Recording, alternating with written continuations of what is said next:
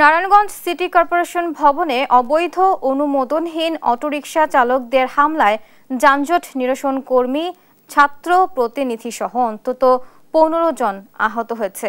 সোমবার দুপুরে Narayanganj city corporation ভবনের প্রধান ফটকে এই ঘটনা ঘটে। হামলাকারীরা আহতদের চিকিৎসা ব্যাহত করতে 1.5 ঘণ্টা ভবন অবরুদ্ধ করে রাখে। পরে আইনশৃঙ্খলা বাহিনী এসে আহতদের উদ্ধার করে হাসপাতালে পাঠায়। অটো চালকরা জানান, তাদের 2 চালককে মারধর করেছে কর্পোরেশনের স্টাফরা। দুপুরে প্রধান ফটকে বিক্ষোভ ও অবরোধের সময় পরিস্থিতি উত্তপ্ত হলে বিজিবি, সেনাবাহিনী ও পুলিশ এসে নিয়ন্ত্রণে আনে। সদর থানার ওসি জানান, বিষয়টি তদন্ত করে আইনগত ব্যবস্থা নেওয়া হবে।